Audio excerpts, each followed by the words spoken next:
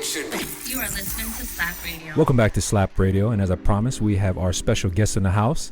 He is a Nanakuli native, born in Hawaii, raised in San Diego, came back to Hawaii to spark off his music career. He is the son of Hawaii's own world boxing champ Jesus Salud. He's released 5 solo albums, 2 collaboration albums, and 8 mixtapes. He's a 4-time Nahoku Hano Hano Award finalist, which is considered the Grammys here in Hawaii. He's also won a Hawaii Music Award for his album Beyond Paradise back in 2010. He's also recognized in the national publication of XXL magazine as one of the hottest artists coming out of Hawaii. In 2008, IA became the first local hip-hop artist to sign a ringtone deal with Moby PCS. He currently holds the record for having the most music videos from any artist with 43 to date. He has opened up for heavyweights in the game from Drake, Bone Thugs. He's toured the US with Rebel Soldiers in Fiji, as well as locked in an international tour in Asia. He's also an actor, appeared in commercials, films including Hawaii Five-0, Magnum PI, Jumanji, and much, much more. He's also a host on a show on Dash Radio called Flight 808. But on top of all that, he's a great guy and he's a family man. Ladies and gentlemen, welcome to the show, the Kama'aina Classic, IA. Yeah, UA, man. I feel honored and humbled by that. You're like, just, that was major. Well, you've done a lot of major things in your career. I mean, sparking off. And you got started with music at an early age too. Yep. From Hawaii moving to San Diego because of your father's career as a boxer, right? Yep. How was that? What was that like being a world champion's son? Man, you don't think about it in the moment, especially as a kid. You just want to run around and play and stuff like that. And when I think about it now, I think it was a great experience for me, just for the simple fact that, I was blessed to have a dad who was in the limelight, but who knew how to carry himself with great character, in a positive manner, a lot of integrity, never let a moment be too big or too small, which was good for me to see at an early age, which I was totally oblivious and I wouldn't know or understand until now when I got into the industry, not the same industry, but an industry where it involves limelight, and I can handle myself a certain way with that same integrity and that same positive manner and protect that positive family name we got. Mm-hmm. Absolutely. And you always came back to Hawaii during the summers. Yeah, definitely. Every summer, it was hard to move from Hawaii, but we had to do it for my dad to reach that level for his career success, to be world champion. Everything was going on in California, especially for his weight class. He was fighting a lot of the up and coming Mexican fighters. You're constantly going to Vegas, LA, down to Mexico, so we had to make that flight. We had to be there, and it was hard. It's hard for my mom. She's a Nanakuli girl. In Hawaii, ohana means family. I hate to sound cliche, but there's a reason for that. Absolutely. We're tight. Everybody's so tight, even with the community, your neighbors.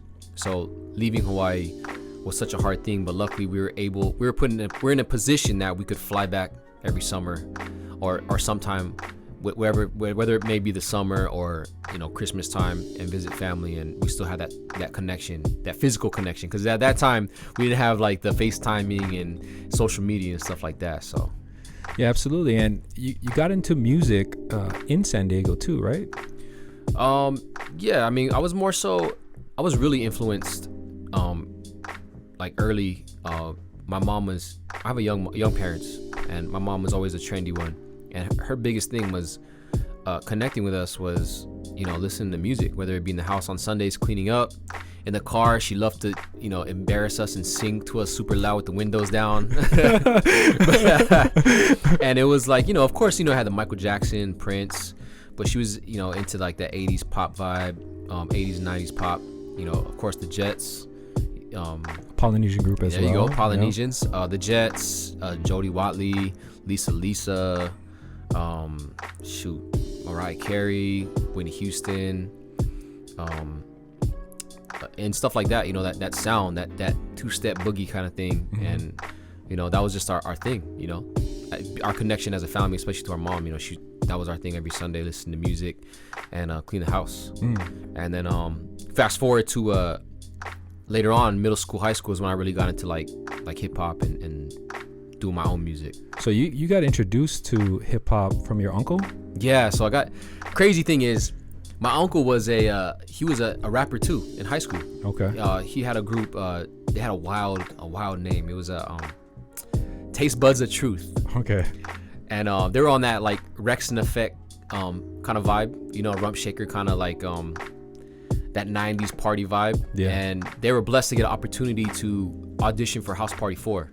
Iconic House Party 4. Kid and Play, you Yep, know? absolutely. And he was big into hip hop music. And when the game transitioned over to CDs, all his old tapes he had given to me. And I had a little Play School karaoke machine, and you had the tape deck and you had a microphone connected to it. So I would listen to these tapes and just rock out with them in my room and rap to it on the little karaoke mic. You know, it wasn't recording or anything, it was just playing. And I remember having Bigger and Deffer from LL Cool J, Walking with the Panther, Mama Said Knock You Out, the Fat Boys. Who else did we have? I think I don't know if it was Big Daddy Kane or Rakim, and a couple others, but the one that stood out mostly to me was LL Cool J. I mean, you can kind of hear it in my music nowadays, and just like my brand, and everything I do, you can see the influence from LL. Uncle L. Uncle L, man. Yeah, you're real smooth with it, man. Definitely can hear the influences in that. And from there, how did you end up getting, like, actually writing down your rhymes and, like, just getting into a studio or even recording? So, you know, like any curious kid, you know, we're hip hop fans, and, you know, you dabble into the writing and stuff like that. It starts with like little 4 bars and stuff like that. And when I was actually living in Florida at the time, Okay. And my cousin that lived out there, I had this Sony boombox, and there was an input for headphones, but there was also an input for the microphone. So we took my headphones and put it into the microphone, and we actually joked around and made like our own like radio station. We record the CDs that we had onto tapes, and then we would record ourselves talking at first, and then went from that. I don't know if you remember like CD singles. They would have Yeah. it was like a DJ pack almost on these CD singles. The regular version, DJ version, acapella, and instrumental. Yeah. So we take instrumentals, and right there is when we would start to kind of freestyle over the beats. And then when I moved back to San Diego after being in Florida for 2 years, is when I met a lot of my friends in high school, where we would just freestyle and mess around. And like any other hobby that starts off in the beginning, we had an old school tape recorder that we put up to the speaker and play those instrumentals and spit our freestyles. Eventually getting a computer and using a Windows mic and a Windows Audition, or what was it called back in the day? Windows Audition or something like that. Something like that. And we moved on from using the instrumentals of popular songs, and we discovered Fruity Loops. Ooh. And man, let me tell you, Fruity Loops was an amazing tool, but our beats were so trash. Like listening to them now, I was like, what were we thinking? And we're trying to, we're in the moment. We just love to be in that space, that hip hop space. We had friends that DJ, we had friends that b-boy, did graffiti art and stuff like that, writers. And I just really found my footing, my vibe in MCing. And I tried the whole DJ thing. I tried actually every element, Right. but MCing was the thing that kind of gravitated toward more. I was making beats on Fruity Loops, just like Kanye said, make 5 beats a day for 3 summers. We were just locked in my room, and we just make beats. We just take turns making beats, messing with stuff, and yeah, that's how it all started. And so you moved back to Hawaii after high school? Yeah, so after I graduated from high school, I was like super focused on making a name for myself in music. And I was partially being a teenage boy at 17, because I moved back. I graduated early. And I have a late birthday, so being 17, you kind of don't know, so, you're a little bit on the fence of what you really want to do. I wanted to go to college, be an engineer, but I wanted to move back home to Hawaii. And I ended up going to a LCC, and at the same time just kind of exploring the music industry here. And I know in my heart, I was like, I want to make, just like there is a sound for Cali, sound for Atlanta, down south, East Coast, I want to try and do something for that, for Hawaii. At the time, was there any other musical influences going on here in Hawaii, like artists that you knew of? Of course, I knew of Big T's. Ringling was all over the radio in California. Big too. shout out to Big T's. That's my OG right there, especially being from the 96792. Yeah, he's from the West Side for And, sure. You know, it was definitely a prideful moment to see him do his thing and get that gold plaque. Yeah, That's one thing we can say out in the West. We got a gold plaque got out a gold there plaque. in Yeah, hip for hop. sure. Yep. And I knew Southern Rush, of course. They're huge already here in Hawaii at home. And when I would visit, you know, I would hear them on the radio, Polynesian Party, and yeah. So that's really all I those are the guys I only really knew coming back home to Hawaii. I didn't know too much. That's why I kind of dove into the industry and I kind of like checked everybody out, listened, put my ear to the street, and yeah, there's a lot going on at that time. That was 2004. Okay. Yeah, that was a while ago. Yeah. But so you also, so you moved back to Hawaii and you just kind of started hit the ground running, trying to figure out how you can get your music out there. You started recording. Oh yeah, so like when I came back home, that was the goal, was to see what was going on and take the success and watch what people were doing, and kind of taking notes and applying it to myself and seeing how I was gonna fit into this game out here, because I didn't want to be in somebody else's lane. I wanted to make my own lane, because there's a lot of guys doing their thing. The guys who stood out most to me when I first got here was of course Tiki Entertainment. Right down the street, Chris Styles lived for me. It was crazy. So I lived on the same, me, Chris Styles, and Papa T from BET. We lived on the same block. Man.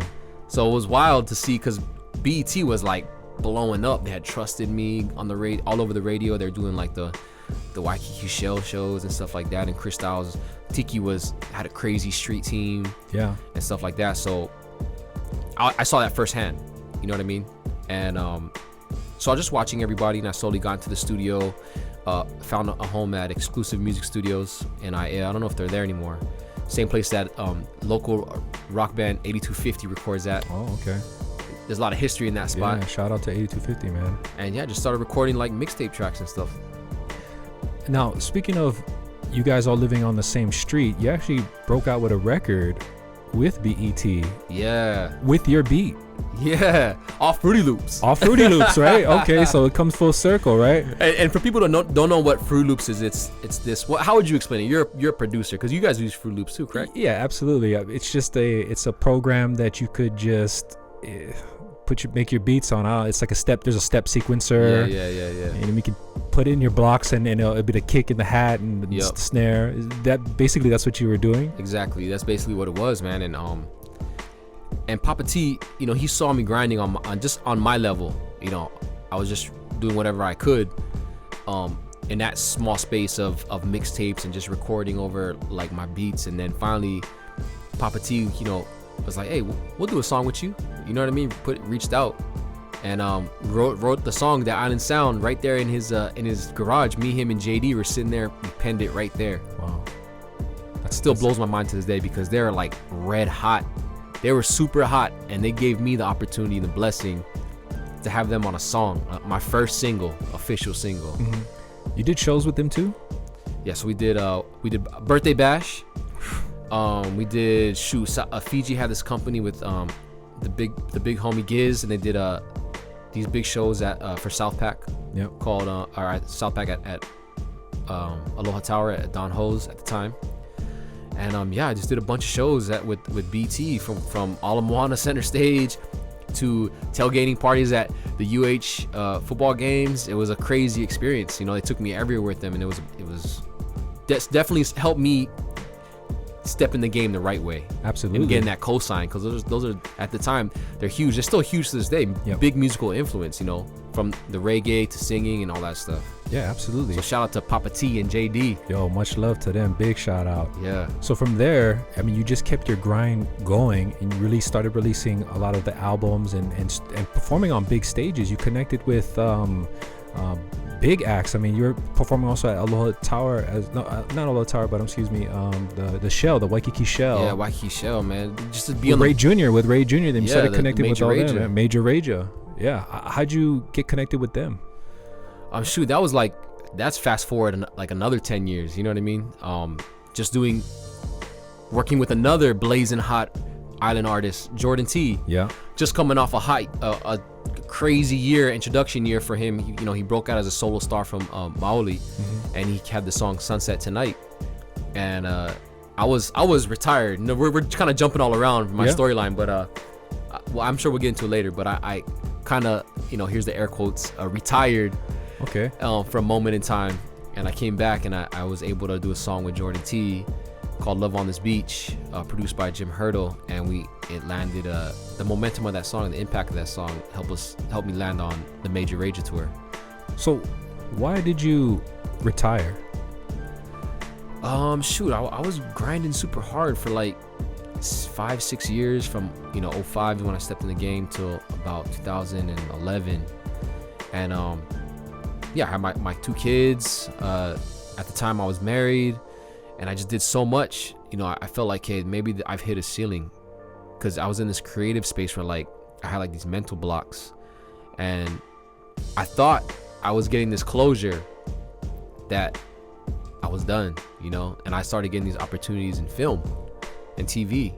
I got an opportunity to be a host of a TV show on OC16 called Hawaii Prep Game Week, and I was thinking, I did that, and I did Hawaii 5-0, and I was like, man, maybe this is I fell in love with it, caught the acting bug, and I was thinking like, I got this mental block in music.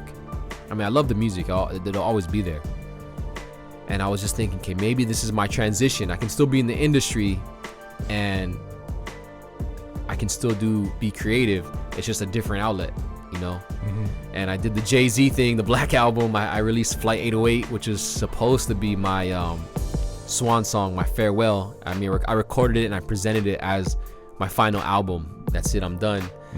And I took a break. I did a TV run, a short TV run, acting, and then I ended up connecting with Jordan T. It's weird how the universe and God puts you in a position, or plans this journey for you, you know what I mean, and things do happen for a reason. And for whatever reason, my boy TJ from the SBC DJs over there in the Bay, shout out to TJ and Rick Lee the Dragon over at KMEL, but he was out there at the Jordan T show, and he was with Maoli performing in the Bay, and being that the homie that he is, he crossed paths with Jordan T, and he was like, yo, you should do a song with my boy IA in Hawaii. And I was already thinking like, oh, I should do it, that'd be dope collaboration. And I had this song written to a beat, an industry beat, and I definitely need a singer, because I wasn't gonna sing it. And that's when I ended up at Jim Hurdle's studio just cruising one day, and he was just showing me his stuff, and he came across this beat. It has like a little bit of a Robin Thicke sample in there from an interlude, and he played me the beat. I was like, yo, this matches, can I use this? He slid me the beat, and I hit up Jordan T on a message. He's like, yo, what a coincidence, your boy here in the Bay just told me about you, it must be fate or something like that, and then Jordan T's that kind of guy, you know what I mean? He lived by the universe kind of vibes, you know what I mean? And yeah, I sent him the track with the chorus that I wrote, and like he was with it and jumped on it, and boom, we went on this crazy run with it in 2014, and it caught fire, and this is back when like IG was just taking off. And in the video, shout out to Josh Almario who shot the video, amazing video by the way that he produced. He was able to bring the song to life through visuals, and in that video Jordan T was wearing a Farmers Market Hawaii shirt, and this is when Farmers Market Hawaii just started off, and they had a crazy like intro to the game, and they were like on fire. Shout out to Keone and shout Riley. them out. Yep, big shout out.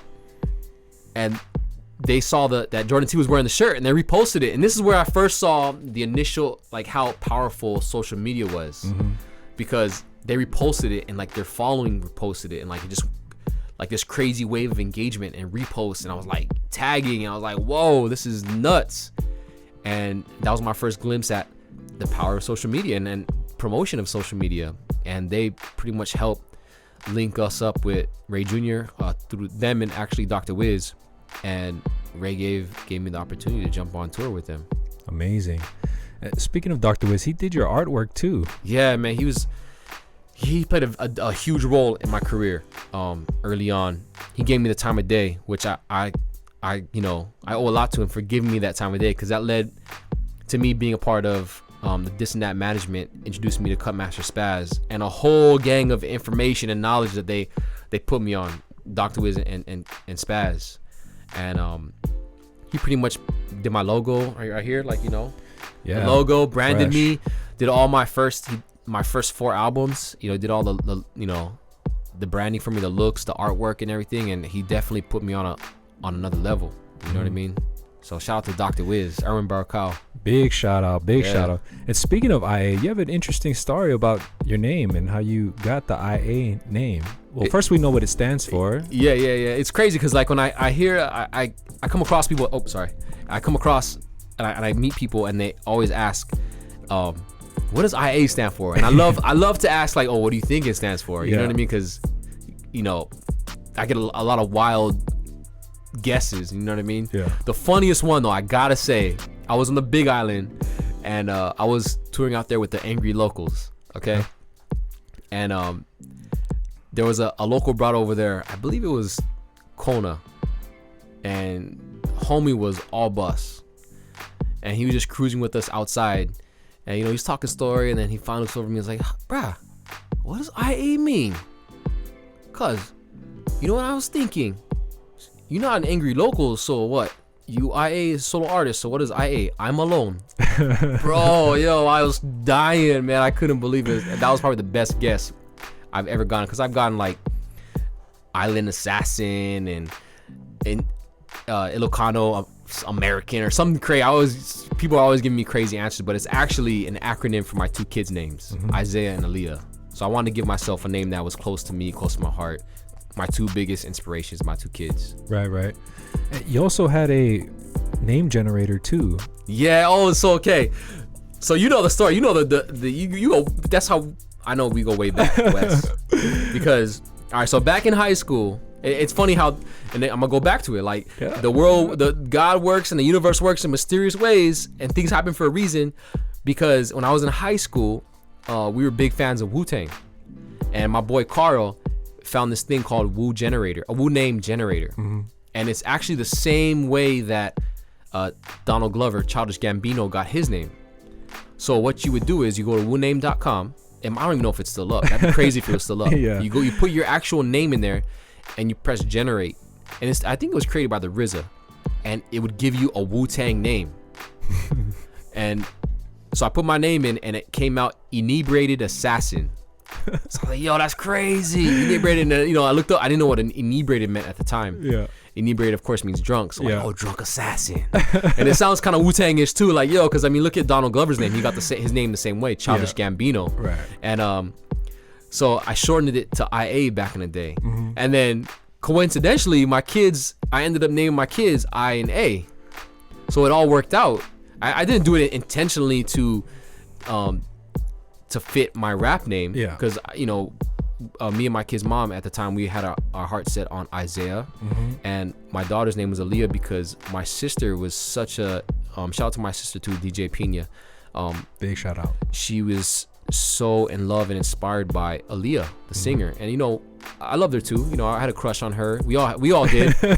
But, you and I both know, and we all know, especially being in the industry and fans of her, how she carried herself. She was classy, beautiful, and absolutely, a beautiful soul, and I was always inspired by her. So I didn't name my kids IA because of my rap name was IA, but it's just crazy how it ended up working out that way. Yeah, it seems like the universe has been working out for you since you've started your career in a real way.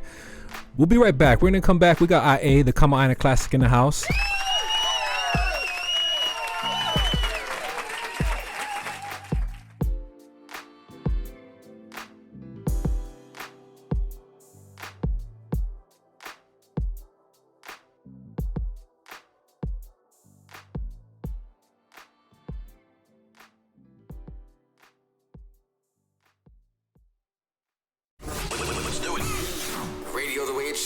You are listening to Slap Radio.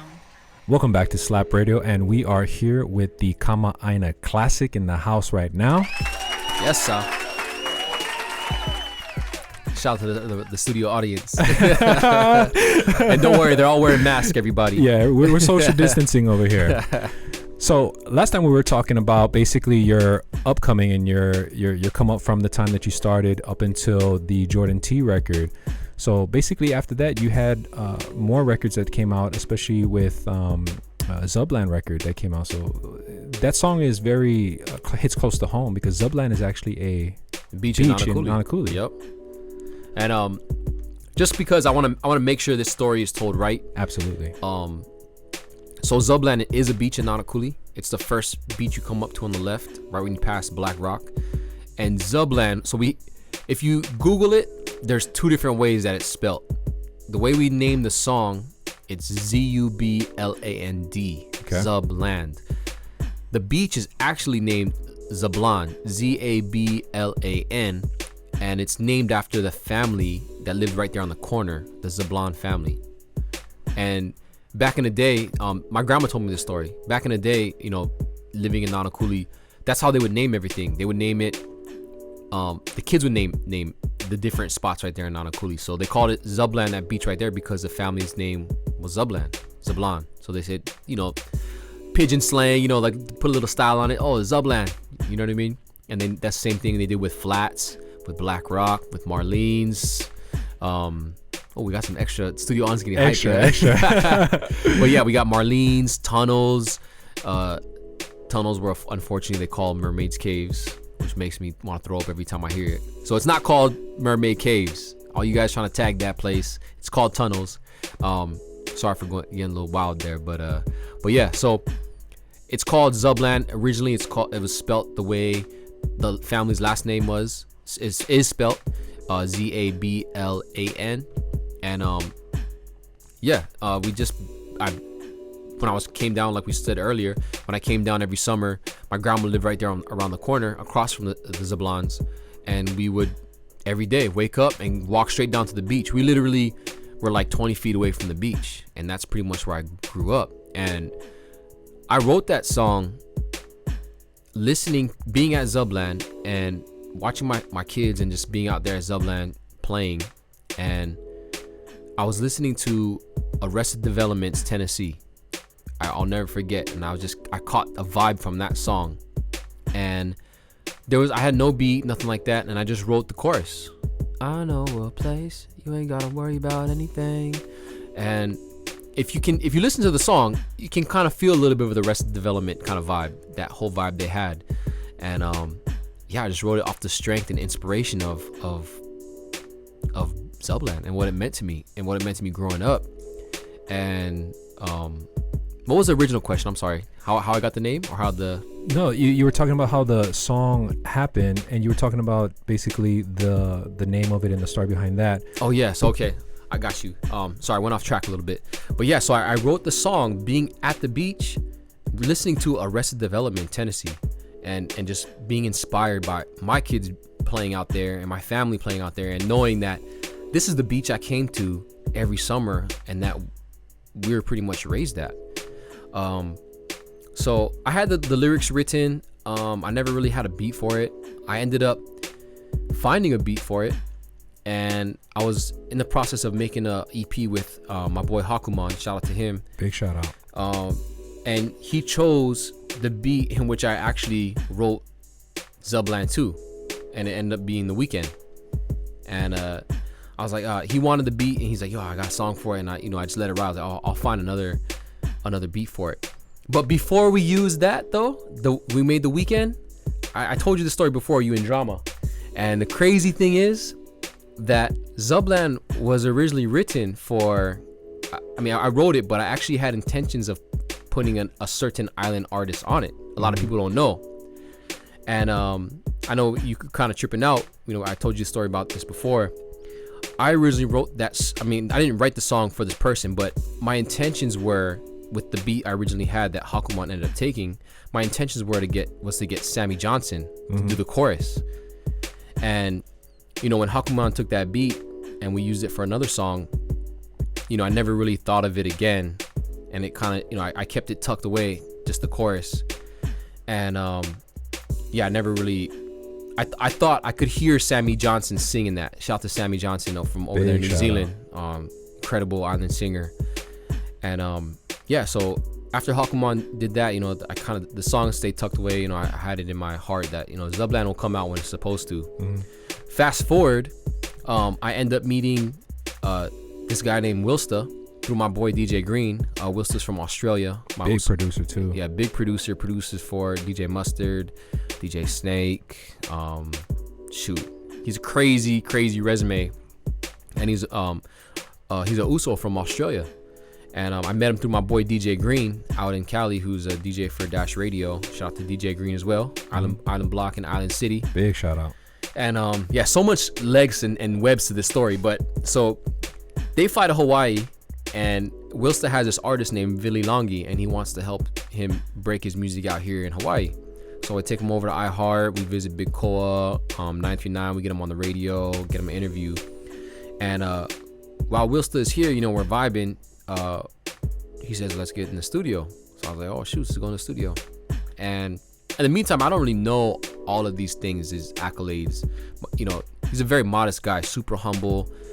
Doesn't even really talk about the music, just enjoying being out here in Hawaii. And we were like just checking out the spots, checking out the different places to eat, stuff that he hears about, And yeah, we end up going to the studio and just vibing out. And he was asking me what kind of stuff I like, and I kind of explained to him. And I know I was leaning over towards Zubland. I was like, I need something for that. And he created this beat. I kid you not. I'm talking like 15 minutes. This dude is amazing on the keys and production wise, and he made it right there. And like just playing the keys, and he grew up playing keys in the church. Just like shout out to Letty Let, big partner. Yeah, and he created Zubland right there. And I had the beat for Zubland. Okay, now I have something for Zubland. I got this. And it's crazy how all this ties in, and how my sister ties into this. So my sister's in California. Okay. This is still part of the Zubland story. Sorry for being long-winded, but there's a lot to it. Yeah. So my sister's in California. She ends up coming into contact with a singer named Leah Love. And it's so crazy that how such a coincidence it is. They meet through Island Block Radio over at Dash, and she meets Leah Love. Just so happens Leah Love's papa lives on First Road in Nanakuli. You go up Nanakuli Avenue on the left. He lives right by the church. My sister's like, hey, wait a second, I'm from Nanakuli. They're like, what? That's crazy.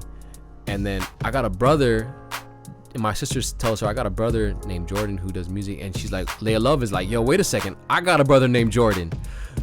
So come to find out, my sister, DJ Pina, Leah Love, they both from Nanakuli, both have brothers named Jordan. My sister ends up being Leah Love's DJ. So I'm like, yo, let's I got this song for it. It makes sense. Let's do Zubland. So I sent her the song. She's like, yo, let's do it. She flies out here. We record Zubland in the morning. In the afternoon, we go to Nanakuli Beach and we shoot the video with her part with Kyle Bloss. We shoot the video in the afternoon with just her part, our performance part. And we did that all in one day, recording when she flew down, and the song and the video. So you planned all that? I mean, part of it's planned, and part of it was just like God's work. You know what I mean? The universe working again. For some reason, I don't know what. Yo, God, I guess you want me to do this music stuff because the way things worked out, and it wasn't like we were pulling teeth or nothing. It just flowed so nicely. Yeah. And then, she was here, doing promo and a little bit of a family trip. And she goes back to Cali. I shoot the rest of the video with my son and his friends over at Nanakuli Beach in Zubland, and we do a release for it at the school where the kids go to. We do a special preview release at Kawai Hone Elementary, right there in the heart of Nanakuli, with 93.9 The Beat. Romeo Valentine came out. It was a surprise. It was a huge assembly. It was crazy. And yeah, we dropped it that day, and the song just blew up. Wow. And it's wild how all that played out. It was originally supposed to be for, a song I wrote inspired by this beach I grew up at, was originally supposed to be sung by somebody else on another beat. Ended up on a whole nother beat with somebody we didn't even expect. You know, and had no idea who this person was. You know, Lay of Love, and how everything connected and tied in. You know, with Wilsta in there too. Yeah.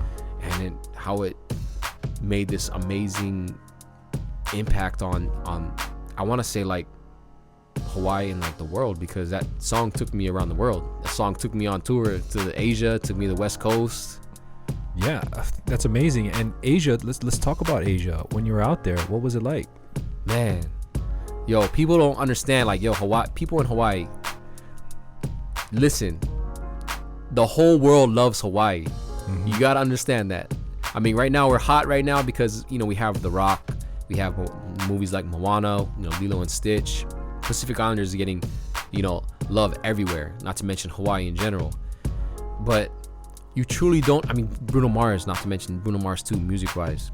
But you truly don't understand that love until you travel outside of Hawaii and outside of America. Because when I went over to Taiwan to do this tour, man, I just, the love and like the happiness that Hawaii in general, the whole vibe of Hawaii and the name and the sound and the feel and what comes to your imagination when you haven't been there, what it brings to people around the world.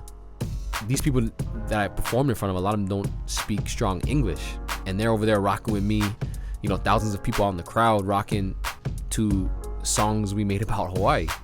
And it's just an amazing experience. You know, if you're an artist or some kind of creative, you gotta take a trip around the world and introduce yourself as being from Hawaii, and these people, you know, they want to hear it. They want to the thirst for the culture of Hawaii is so crazy outside of Hawaii.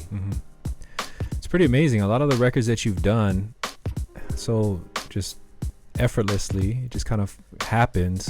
It ends up there's a chain of events that usually happen afterwards, man. And like I said, I tried to really tried to retire in 2012. I was done. Yeah. But for whatever reason, I don't know what it is.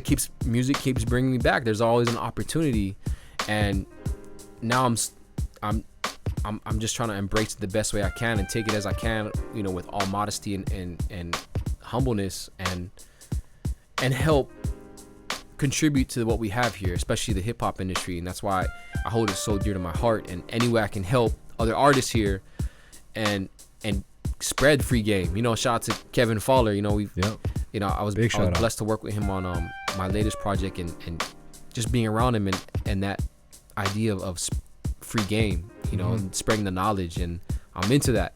Yeah. And maybe that's why I'm here. Maybe that's why I've been put in this position by the universe or my faith, is because that entity, that God or whoever, whatever you believe in, trust me that I keep getting put here in these experiences and these opportunities, because it knows, he knows, they know that I'm here to contribute and help. I don't want to be that guy. I don't want to be the king of Hawaii. You know, I love being the Combine Classic. Yeah. You know, being a part of something that is making music that sounds like what being Hawaii feels like. Absolutely. And especially nowadays with COVID, you know, like we were talking to with Daniel over here, you know, he's over there in Boston doing music videos. We have to broadcast Hawaii the best way we can now virtually. Yeah. You know, we got to do it through our creative outlets, whether it be music or music videos, and that's what we're gonna do. You know what I mean? And if I'm gonna be kept putting in these places where I'm trusted and I keep getting these opportunities, I'm gonna do the best I can to do that. Absolutely.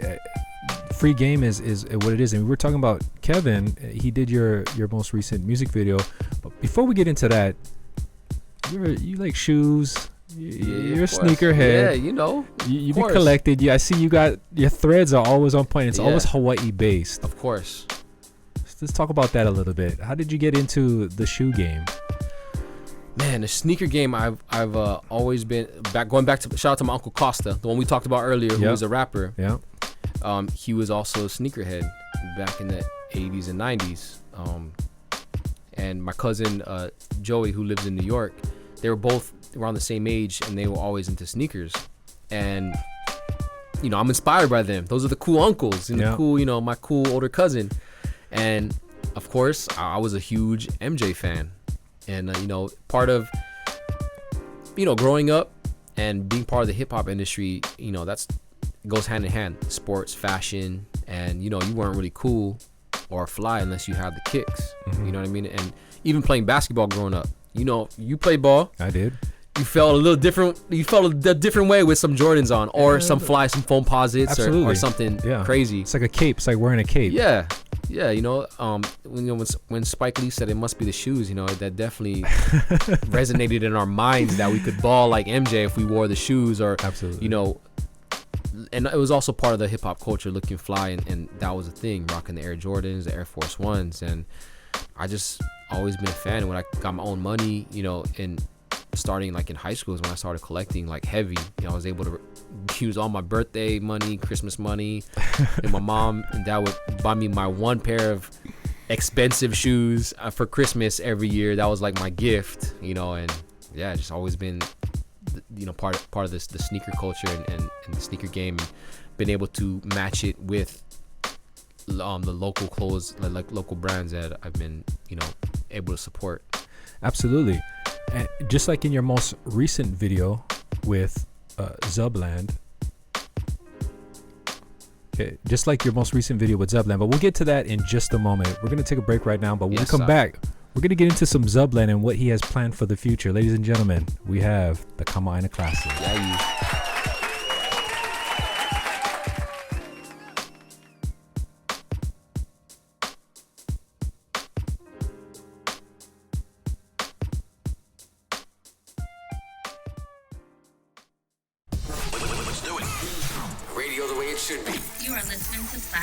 Welcome back to Slap Radio, and we are here with the Kama Aina Classic.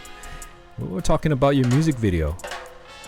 Let's talk about that your most latest one. Which one? I got 45. Oh yeah, 43, something like that. I lost count. We're talking about the most latest one you had, which was the Yeah You record. Yeah You. You have a lot of elements in there.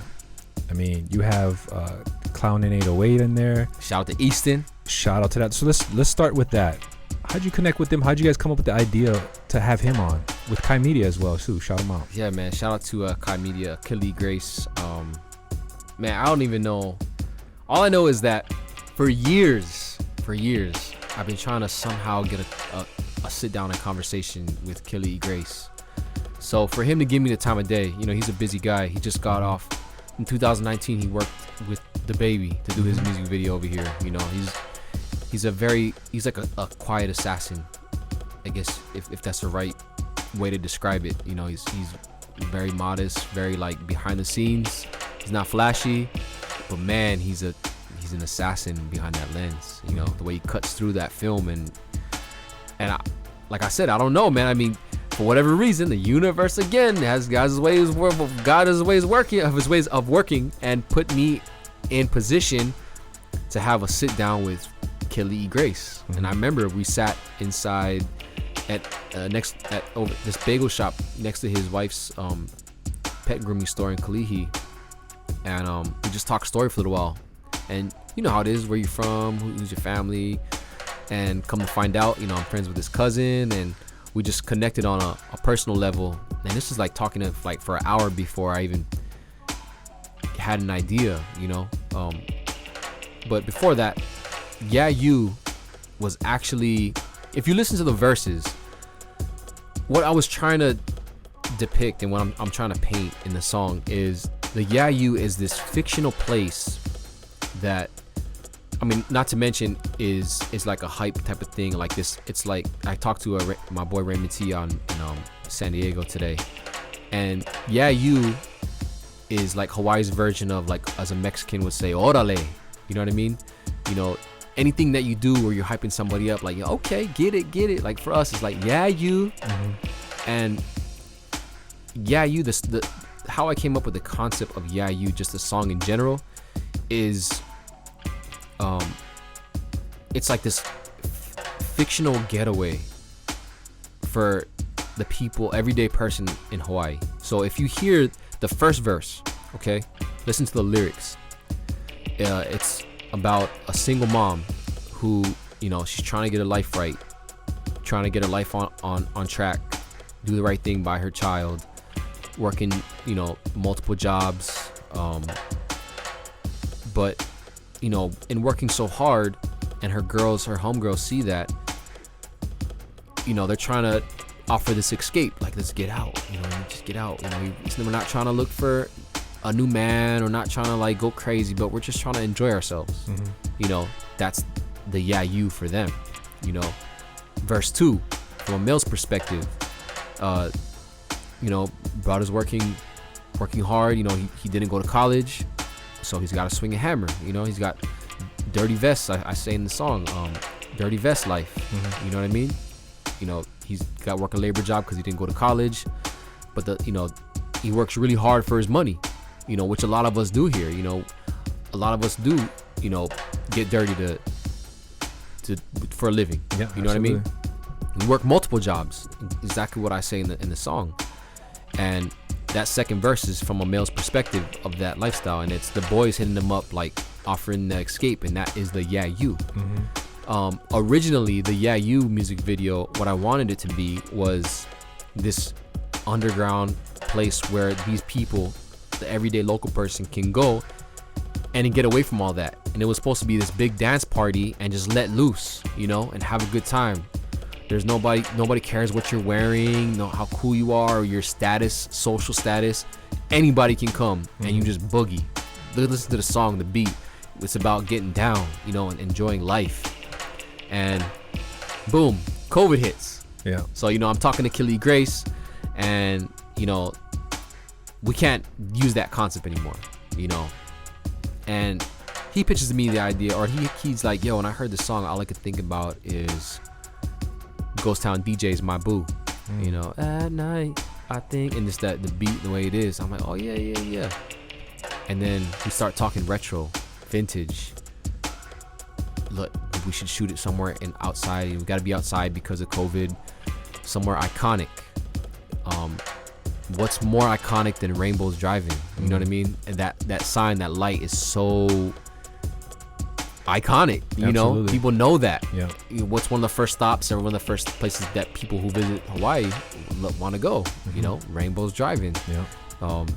Chicken fried steak with the gravy special. You know, loco moco, dirty mo. You know, and extra gravy. So we got Rainbows Driving, and then we're like, yo, we gotta do something like a TV show. Like, so if I can't do Yeah You as a place where this getaway that we want to do, like this dance party, how about the Yeah You be a TV show? Like, yeah. What if we had like a celebrity host? Yeah, right, the first person that comes to mind, Dennis Figueroa, you know the kind, you know what I mean? Like, yo, we gotta get him. Like, he has that look, you know, when he uses the filter. Shout out to Easton, when he creating that character, you know, that character and that filter has that look of a retro kind of vibe, you know. It's like one of the uncles from the 80s, 90s. And yeah, we just started throwing back ideas, and it just started coming together, and boom, we got the Yeah You. Yeah, it's a very classic. I definitely felt the retroness in there.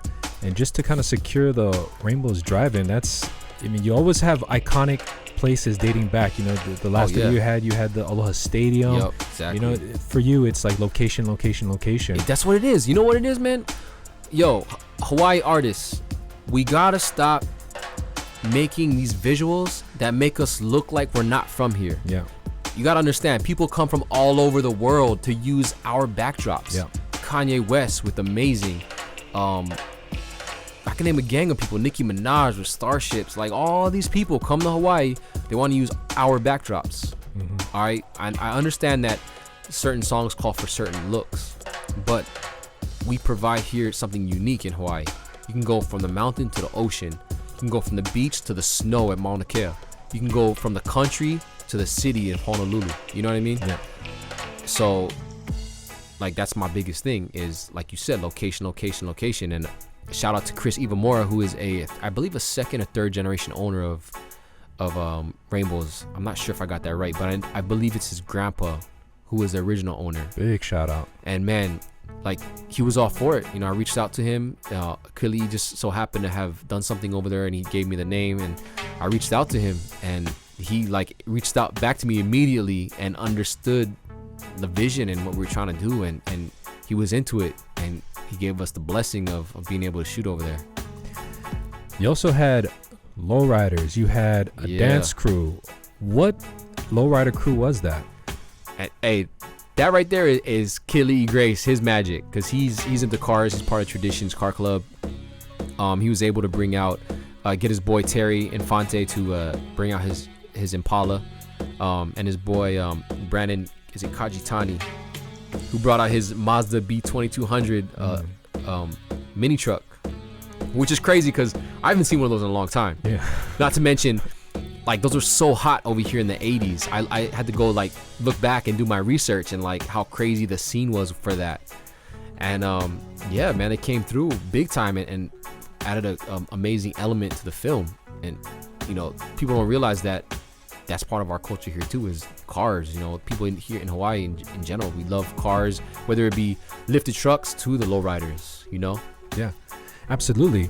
The wardrobe was on point. Oh yeah, yo, Kevin Fowler, the Swap Link, the man behind Swap Link, blessed us with the threads.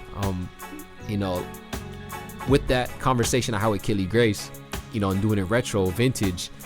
And it's not so much because it's a trend right now. It's because on top of that, our culture here, our vintage culture of how do I say this? Our culture, fashion-wise, and the wardrobe and those threads are so iconic.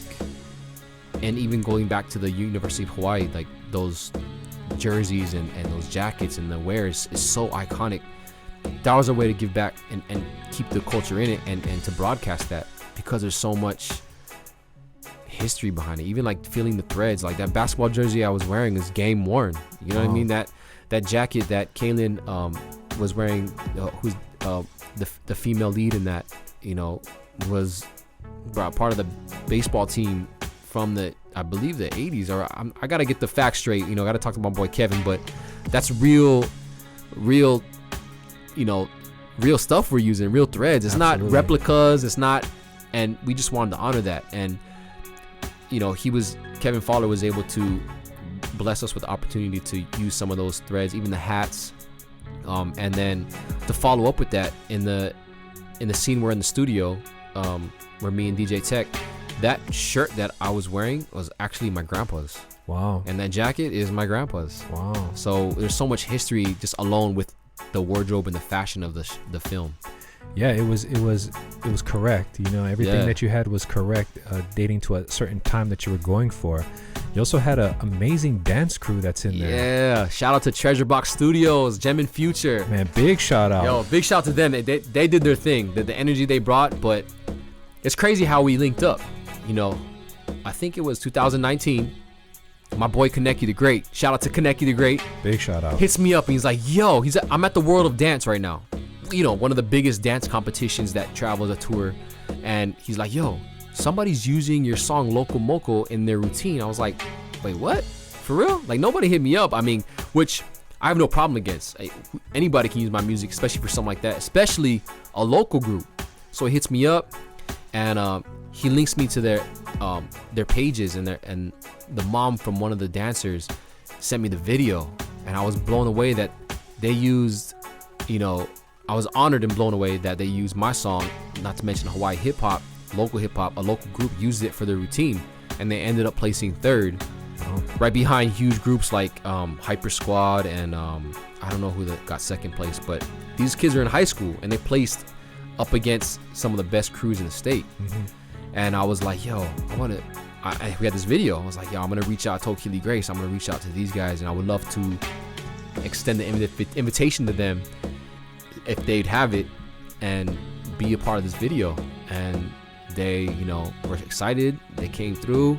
Shout out to Jansen and Kaylin from over at Treasure Box Studios, Ian Nevesca, who they created this choreography, and man, it was just, that was the icing on the cake, you know?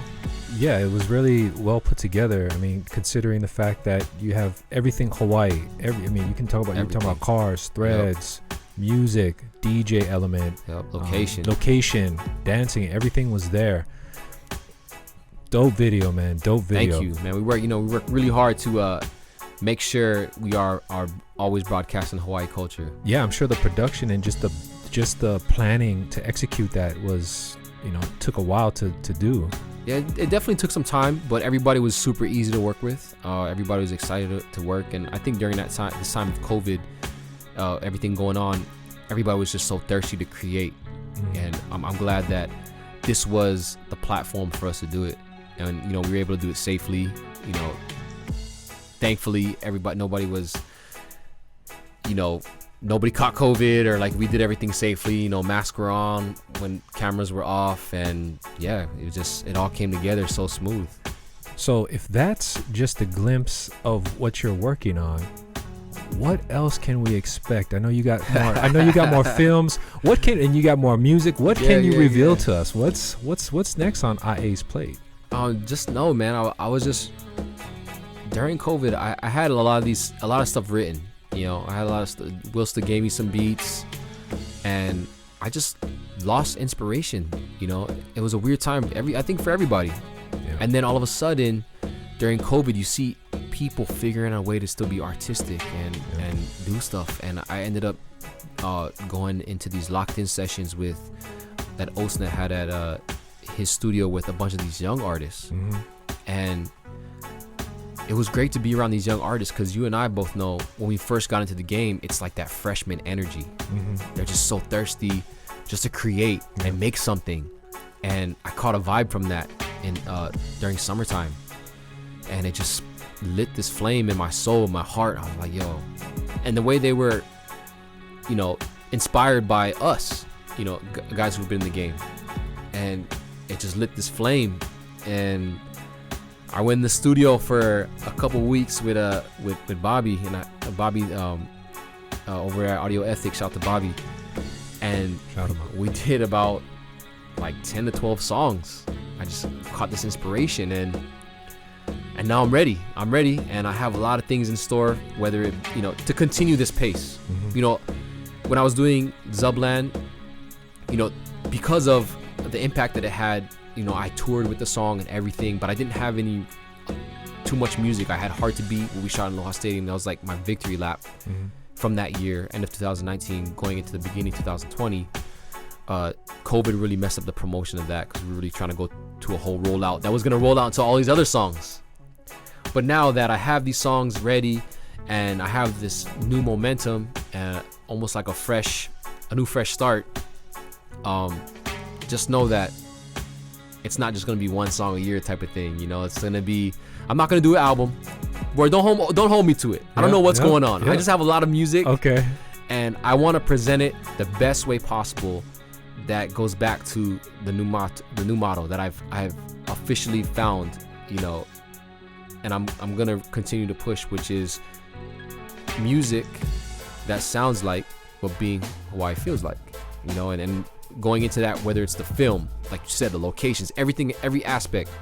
We're going to take you on a virtual tour through Hawaii on a hip-hop perspective, whether through the film, through the music, the vlogging, everything. We're gonna broadcast it to the world, because I know it right now is a hard time, and I'm glad that people are respecting, and if they are traveling, it looks like the most people are trying to travel safely, and a lot of people are respectfully staying home right now.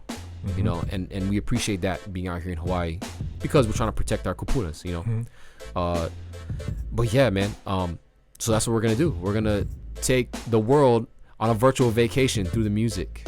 Amazing. Films. Yes. You've got more movies and films coming up. Yes. I can finally talk about it. COVID shut down a lot of production. 2021, look for a rapper you might know from Hawaii, and King Kong vs. Godzilla. The new Netflix movie called Finding Ohana. They just released the trailer. Yep. Shout out to Kea. Kea's an amazing dancer. Big shout out. Yo, and I know her. I know her stepmom, Tiff, and they're very excited for her and proud of her, and we're all proud of her. Yep. She got a leading role in this movie on Netflix, and yeah, I'm hyped for that. I got a small little stuff, you know what I mean?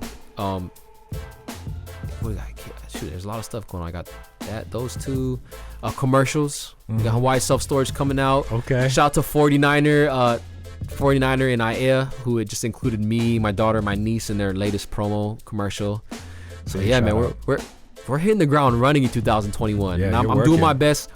I'm doing my best to push everybody else. I know a lot of people, a lot of artists are gearing up for like a lot of releases, and whatever I can do to contribute, help push the culture, you know, keep the culture intact, and let's celebrate the success. You know, I think that's another thing I wanted to say on this show, particularly I saved for this show.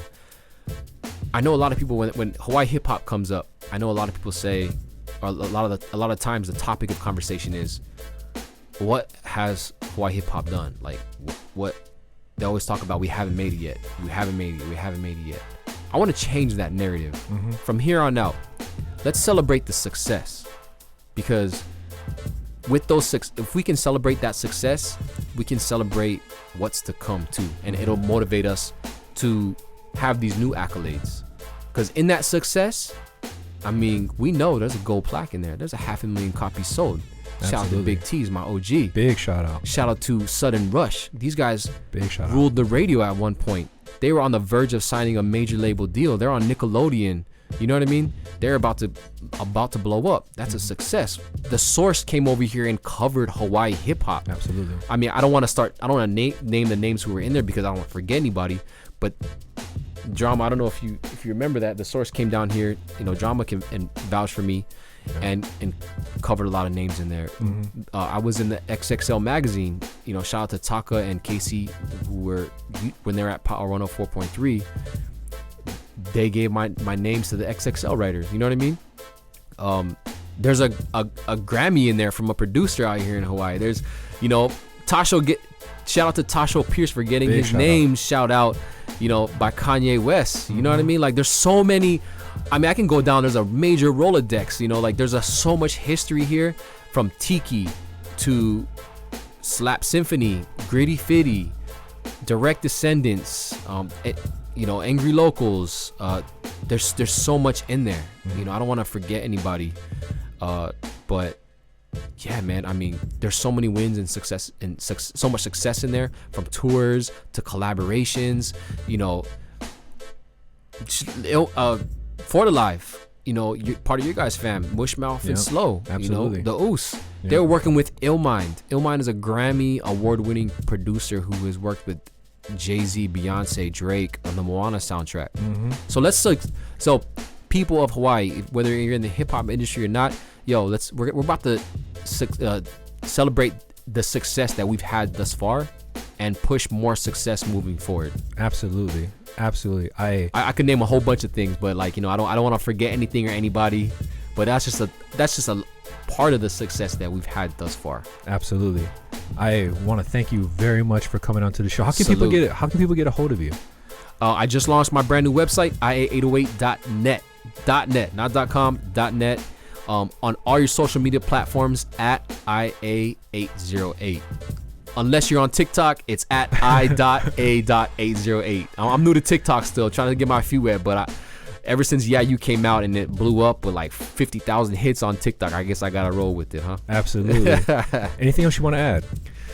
Nah, man, just the people of Hawaii, people of the world, you know, look out for urban music coming from Hawaii. We got a lot of things coming. Don't forget this: music that sounds like what being from Hawaii feels like, and that's the Kama Classic, IA. Ladies and gentlemen, IA, the Kama Classic. Yes, sir.